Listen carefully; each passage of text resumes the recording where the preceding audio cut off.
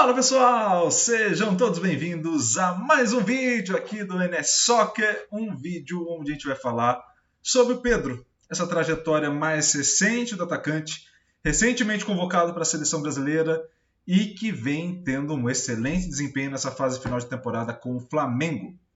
Antes da gente começar, pedir para vocês deixarem o like, deixou o like, comenta, compartilha, também se inscreve e ativa o sininho para receber todas as notificações aqui do NS Soccer, beleza? Então a gente vai para a vinheta e na volta a gente vai acompanhar uma entrevista com o Pedro no canal do UOL.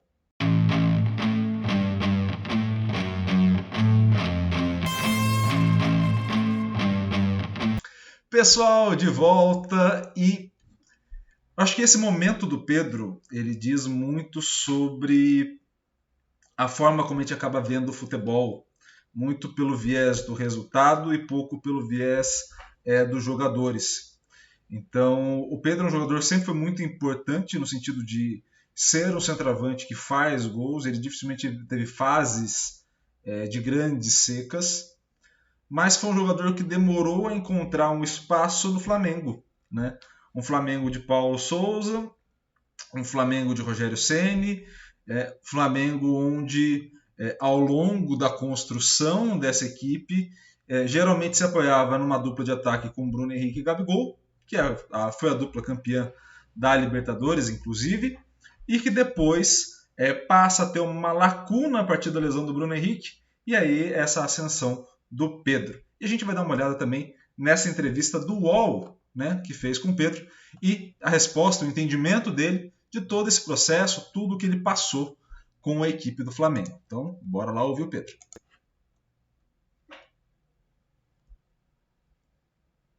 Foi tão natural, a gente sempre se deu muito bem, né, eu e o Gabriel. Né, e o professor Dorival, né, confiou na gente, né, e ele também sempre pede pra gente, né, ajudar defensivamente, porque ele sabe que ofensivamente a gente pode dar, né, resultado, né, participar muito bem um com o outro. Mas o que ele mais pediu pra gente é empenhar, né, focar para empenhar junto com o grupo, né, correr bastante ali na frente para ajudar defensivamente, porque ofensivamente a gente se entende muito bem, eu e o Gabriel ali, junto com o Arrascaeta, com o Ribeiro, mas o professor Dorival me deu essa confiança, me deu essa possibilidade de ter essa sequência grande no Flamengo, que eu sempre esperei, e junto com o Gabriel ali a gente se entende muito bem, não só com ele, com o Ribeiro, com o Arrascaeta, e eu me sinto muito bem com eles, mas foi uma conversa natural entre a gente, né, de ele me dar essa confiança, de confiar em mim e de poder ter essa possibilidade de ter essa sequência longa com o Flamengo. Para atacar precisa de todo mundo, para defender também. Então a pressão começa ali da frente, né, junto com o Gabriel. Então ele pediu isso para a gente dar o nosso melhor, né, se empenhar junto para ajudar o Flamengo. Assim como eu vou fazer algumas pausas aqui no vídeo e eu estou olhando para baixo para fazer algumas anotações, pegar algumas anotações que eu já fiz em relação a essas falas. A primeira coisa, perceba uma questão que é muito importante para a seleção brasileira, inclusive. Essa marcação-pressão e essa questão da construção dessa recuperação da posse a partir dos atacantes, ela é muito importante para que o Pedro possa se firmar na seleção. Essa marcação é necessária, principalmente a gente conseguiu ver isso com o Richarlison, né? O Richarlison faz muito bem isso. E o Pedro, que vai disputar a posição com o Richarlison, com o Gabriel Jesus, muito provavelmente, tem que ter essa capacidade de poder fazer isso de uma maneira a não prejudicar o coletivo. Porque se ele conseguir fazer isso, na fase ofensiva ele se garante, seja como finalizador de jogadas, ou seja também como auxiliar na construção, fazendo a parede ou o pivô, a depender da forma como você gosta de ouvir esse termo. Mas esse é o grande ponto. Ele precisa melhorar essa parte da defesa justamente para encaixar na ideia de jogo do Tite. Então, esse é um ponto importantíssimo da entrevista. Como foi no jogo do Atlético Paranaense, do Atlético Mineiro de São Paulo, quando eles procuram pressionar a nossa defesa, né, e o Dorival pede para jogar essa bola longa em mim, que eu tenho essa característica de fazer bem o pivô, de fazer bem a parede. E o Corinthians também procurou pressionar a gente e a gente saiu muito bem nessa jogada, né, nesse lançamento do Santos diretamente para mim. Então é uma jogada treinada, né, ensaiada durante a semana para a gente fazer no jogo. Normalmente eu jogava um pouco mais centralizado, né? Agora junto com o Gabriel a gente fica, né, ele pela direita e eu pela esquerda, né, num 4-4-2. Então, tem essa liberdade de cair um pouco mais para a esquerda, e quando eu caio para a esquerda ele vem um pouco mais para dentro. Agora ele deixa o Arrascaeta mais por dentro um pouco, né? O Ribeiro, né, fazendo um tripé ali, e eu e o Gabriel, né, um do lado do outro. E quando eu saio, ele tem que fechar um pouco mais para dentro. Quando ele vai aberto para a direita, eu caio um pouco mais para dentro. Então tem essa dinâmica ali na frente. Fica mais fácil, né? Quando a gente tem um jogador de qualidade, né, como o Arrascaeta, como o Ribeiro, né, ali no meio campo. A gente sabe que se a gente fizer uma movimentação boa para se desmarcar, ele vai encontrar a gente no espaço ou vai encontrar a gente sozinho dentro da área. Então fica bem mais fácil de jogar com um cara inteligente como o Arrascaeta, como o Ribeiro, né? E a gente pode fazer essa movimentação porque eu sei que ele vai estar olhando, vai estar vendo e dando essa possibilidade de gol pra gente. O professor Dorival encaixou muito bem o time, né, nessa maneira de jogar, e a gente está se entendendo muito bem na frente, né, tem mostrado, né, muito bom trabalho taticamente, então a gente teve essa evolução com o Dorival e estamos podendo fazer grandes jogos junto ali na frente. Eu fico muito feliz, né, com essas falas do professor Tite, né. É um sonho para mim vestir a camisa da seleção, né? E quando ele fala isso, né, me dá uma esperança ainda mais, mas continuo trabalhando da mesma maneira que eu venho trabalhando, né, com os pés no chão, sem, né, sem parar, né, continuando trabalhando firme para chegar na seleção. E fico feliz com essas falas dele, mas continuando trabalhando no Flamengo para dar o meu melhor pelo Flamengo e, se Deus quiser, chegar na seleção. Se eu falar que não, vou estar mentindo, como eu falei, né? Eu não vou entrar nesse assunto das Olimpíadas, mas eu vou fazer só uma reflexão a partir da fala dele e do contexto atual. Uma primeira parte da fala dele, eu acho muito importante de fazer esse destaque. Um grande ponto necessário para um coletivo se dar bem é o processo de comunicação na ação. O que isso quer dizer? Isso quer dizer que os jogadores vão precisar ter uma leitura e uma forma de comunicação, e aí a gente não está falando só da fala especificamente, né, de pedir a bola ou de ter alguma comunicação, mas de ter uma leitura de uma certa comunicação corporal, não verbal. Então eu consegui olhar e ver o posicionamento, entender o deslocamento do meu companheiro, ter a consciência de que em determinados momentos, pela leitura corporal que eu estou fazendo dele, a minha movimentação tem que ser uma e não outra, e tudo isso parte de um ajuste diário. Então, quando a gente começa a ouvir muitas vezes, tipo, o jogador não pode jogar junto, esse jogador não pode estar junto com o outro, é porque se imagina uma comunicação difícil. O que o Gabigol fez com o Pedro foi justamente a capacidade de se fazer uma comunicação mais fácil, não em decorrência de uma perda da equipe. Muito pelo contrário, não houve perda. Houve um ganho. Houve um ganho muito grande da equipe em relação ao que se tinha, porque se manteve a movimentação que se tinha com o Bruno Henrique, de forma diferente, obviamente, dentro das características do Gabigol, e ainda se ganhou com um centroavante que converte mais do que o Gabigol. O Gabigol acaba perdendo mais gols, apesar de fazer muitos. O Pedro converte mais, ou seja, precisa de menos finalização para fazer um número elevado de gols. E agora a gente vai para uma parte da entrevista muito legal, que ele falando sobre o abatimento dele, né, que foi noticiado pela imprensa. Que eu poderia ser titular do Flamengo, e hoje eu estou podendo ser titular e ter essa sequência boa no Flamengo. Sim, afetou, porque foi um momento que eu estive pior, né, mentalmente aqui dentro desse período que eu estou no Flamengo, né. Tive um momento muito difícil, porque eu não via tendo sequência, não via jogando muito tempo, e aquela não entrada também contra o Atlético Mineiro, que eu não fiquei no banco na final da Supercopa, né, aquilo ali foi muito, né, fiquei muito frustrado na época. Acabou que afetou dentro de campo, né, eu vinha para os treinos, para os jogos, e acabava pensando que não daria certo, né, tipo, não vai dar certo aqui no Flamengo e tal. Esse era o pensamento que eu tinha, né, porque eu estava mentalmente, né, que é uma coisa que eu tenho muito forte em mim, que é o mental, o emocional, eu tinha perdido naquela época. Então eu vinha para os treinos meio abatido, meio para baixo, e isso acaba, né, perdendo rendimento dentro de campo. então me afetou muito, mas eu consegui superar aquilo e hoje eu me sinto um cara muito mais forte mentalmente e superei aquele momento difícil. Sem dúvida nenhuma, Deus me deu muita força, né? Minha fé em Deus, né, me deu força todos os dias para levantar e superar aquilo, né? E também, né, minha família, né, que sempre está do meu lado, meus amigos, minha namorada, tiveram me dando força naquele momento difícil, né? Então eu consegui superar aquilo, né, junto com eles e hoje, como eu falei, né, me sinto orgulhoso porque eu superei aquele momento difícil, né? E hoje eu me sinto um cara muito mais amadurecido, muito mais forte mentalmente. Então, naquele momento. E aí, pessoal, vou fazer sempre essas pausas para a gente ir refletindo sobre alguns pontos. Primeiro, estrutura. Então, esse jogador que a gente está analisando de forma individualizada, né? Ou seja, olhando só para ele está numa estrutura de equipe, então ele está numa estrutura relacionada à equipe, então os companheiros de equipe dele, obviamente,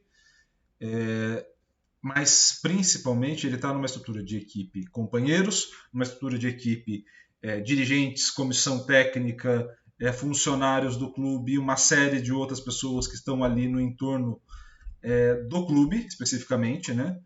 E também, para além disso, você tem a estrutura familiar, uma estrutura social, e aí o social você pode incluir ali para o familiar, né? Entre familiar e social, a namorada, você pode incluir a presença de uma certa religiosidade, né? O Pedro é um cara devoto e faz questão de divulgar isso, então é uma parte importante de entendimento de um perfil do jogador, e isso tudo foi dando base para ele superar um momento que ele falou, mentalmente eu estava mal. E aí entra ao ponto que a gente falou até mesmo na semana passada da parte psicológica. Entender as individualidades do jogador, as expectativas que ele vai criar e que o entorno cria, e aí inclui-se imprensa nesse entorno, tá? Eu falei da família, falei da parte religiosa, mas inclui-se imprensa e amigos, né? Mas inclui esse pessoal que vai estar participando diretamente do processo de comunicação. E, para além disso, como que a gente vai fazer com que o jogador lide com esse espaço? E é óbvio, quando você faz uma gestão de elenco, você pode pensar em médio e longo prazo e essas coisas podem mudar. Então, quando o Pedro veio, muito se discutia sobre uma possível venda do Gabigol, né? Então o Pedro veio, o Gabigol vai ficar mais um ano, vai embora, ou vai embora o Bruno Henrique, ou vai embora outro jogador que sobra espaço, né? E acabou não acontecendo. Né? Foi embora o Vinícius Júnior, foi embora o Paquetá, foi embora outros jogadores, mas esses jogadores que ocupam essa faixa de campo, essa posição, acabaram ficando. E percebam como uma mudança na estrutura fez tudo isso. Desde uma perda de confiança, um retorno da confiança com uma mudança principalmente de comissão técnica, né? Mudança com o Dorival, e isso acarretou num cenário completamente inédito, provavelmente na carreira dele, de volta por cima. Então, isso é muito importante de ressaltar, como o contexto influencia na relação com a bola, na comunicação na ação e também na estruturação de espaço. Não porque ele não saiba fazer, não porque ele não tenha a competência de realizar, mas porque tudo aquilo que está no envolto atrapalha ele a realizar a ação, atrapalha ele a ter a concentração necessária, a acessar as informações necessárias e a entender de maneira correta os estímulos do jogo, porque obviamente ele não está confortável com aquilo. Então são pontos importantes da gente levantar. Bora lá para mais um trecho da entrevista. O foco é continuar trabalhando, dando o meu melhor no Flamengo e, se Deus quiser, pintar essa oportunidade da seleção brasileira. Então, continuar trabalhando, evoluindo a cada dia, a cada treino para dar o meu melhor pelo Flamengo, conquistar mais títulos aqui pelo Flamengo e essa Copa do Mundo, que é um sonho, né, se Deus quiser chegar até lá. Eu trabalho, né, diariamente aqui no Flamengo e também, né, quando eu saio do clube, eu trabalho em casa também para aperfeiçoar todo o trabalho físico, trabalho de fisioterapia também. Então, tenho evoluído bastante nos dados técnicos, nos dados de GPS, né, no dia a dia, no treino, nos jogos, tenho evoluído bastante, né, e o futebol de hoje precisa disso, né? Tá todo mundo defendendo, todo mundo atacando, o futebol tá mais rápido, tá com mais velocidade, então eu procurei, né, evoluir nesse quesito físico também, e que tem me ajudado bastante. Não, algo que eu venho trabalhando, né, no dia a dia, né, no treinamento para evoluir. Então já é coisa antiga também, eu venho em evolução aqui no Flamengo, dentro do Flamengo. Então isso tem me ajudado muito. Eu sei. Esse é outro ponto importante, que é a capacidade do jogador de se preparar. Não só se preparar no sentido do jogo, das demandas do jogo, que obviamente é importante, né? Não vou descaracterizar isso, mas principalmente se preparar no seguinte sentido: entender que aquele jogo vai ter uma demanda própria e vai ter uma necessidade de treinamento. Treinamento constante, treinamento e preparação específica para os jogos, e ele vai ter que ter uma temporada muito boa. Os adversários de posição dele são muito bons, e obviamente, para além do adversário de posição, o Gabigol, ou outros jogadores que passam ali no Flamengo, né? Ele vai ter muita dificuldade, por exemplo, na seleção. Os adversários de posição deles também são excelentes. Como que você faz para ter um diferencial? Preparação. E aí a questão do foco e principalmente de você entender aquilo que você quer. Ele entende que hoje o objetivo é seleção e Flamengo. Então ele está se esforçando para isso. Mas é óbvio, isso tem que ser feito dentro de um campo de saúde mental muito importante nesse momento.